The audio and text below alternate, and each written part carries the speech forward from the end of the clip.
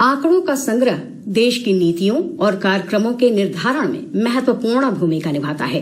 आंकड़ों के संग्रह का काम राष्ट्रीय सैंपल संग्रह संगठन NSSO करता है। नए सैंपल सर्वे के 79वें दौर की शुरुआत होने जा रही है। 1 जुलाई से शुरू होने वाले प्रतिदर्श सर्वे की तैयारियां भी शुरू हो गई हैं। इस सिलसिले में पटना में 3 दिवसीय प्रशिक्षण शिविर का आयोजन किया गया। पेश है एक रिपोर्ट।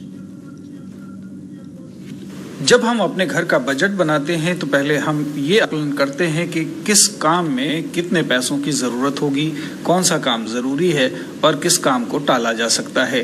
बिना इस आकलन के घर का बजट गड़बड़ हो जाता है। ठीक इसी तरह सरकार भी अपनी ज़रूरतों और खर्च का अंदाज़ा लगाने के लिए सांख्यिकीय आंकड़े जुटाती है। इस काम के लिए सरकार की एक संस्था है नेशनल सैंपल सर्वे संगठन, जिसे संक्षेप में हम NSSO कहते हैं। NSSO अब 79वें दौर का सर्वे शुरू करने जा रहा है। इसमें वार्षिक मॉड्यूलर सर्वे भी है और आयुष पर भी सर्वेक्षण किया जाएगा।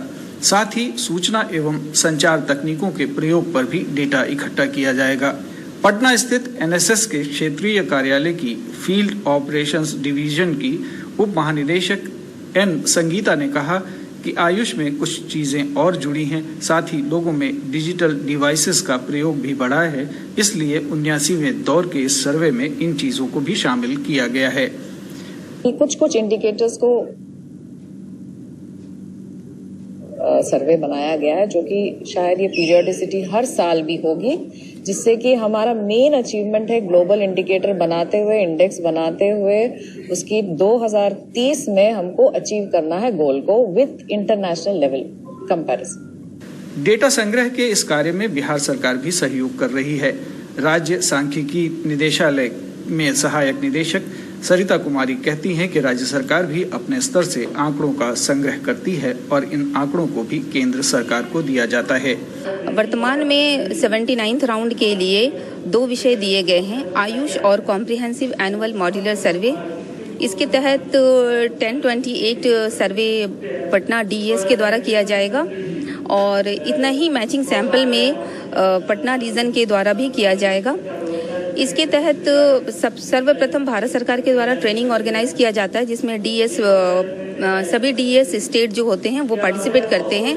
उसके बाद पटना रीजनल ऑफिस जो होते हैं वो ट्रेनिंग ऑर्गेनाइज करते हैं, जिसमें स्टेट के द्वारा पार्टिसिपेट किया जाता है। और फिर हमारे द्वारा अपने जितने भी निरीक्षणालय इंस्पेक्टोरेट जो होते हैं उसमें हमारे जितने अन्वेषक होते हैं और सभी स्टेट के हमारे जो DSOs जिला सांख्यिकी पदाधिकारी होते हैं वो पार्टिसिपेट करते हैं। आंकड़ों के संग्रह के लिए टैबलेट का इस्तेमाल किया जाता है। इससे इनकी प्रोसेसिंग और परिणाम में तीव्रता आती है।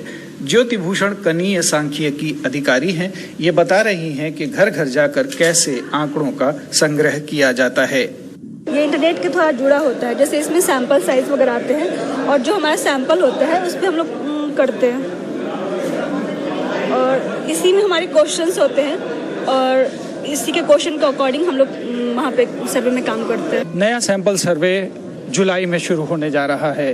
ये सैंपल सर्वे इसलिए भी ज़रूरी है कि कोविड काल के दौरान बहुत सारे लोगों को दवा की जब ज़रूरत महसूस हुई तो उन्होंने आयुष काढ़े का इस्तेमाल किया, आयुर्वेद की दवाओं का इस्तेमाल किया और योगा का इस्तेमाल किया। इसके अलावा ये जो नया सैंपल सर्वे शुरू होने जा रहा है इसमें ICT और दूसरे सामाजिक आर्थिक सर्वेक्षण में भी होंगे, जिसमें राज्य सरकार भी सहयोग करने वाली है। तो जब भी आपके घर सैंपल लेने कोई अधिकारी आते हैं, कोई कर्मचारी आते हैं, तो आप अपनी जो वास्तविक जानकारी है वो देने से ना हिचकें। ये सैंपल सर्वे ज़रूरी है हमें SGD गोल्स को प्राप्त करने के लिए और साथ ही साथ देश की प्रगति के लिए भी। कैमरा पर्सन अरविंद के साथ सलमान हैदर, दूरदर्शन समाचार, पटना।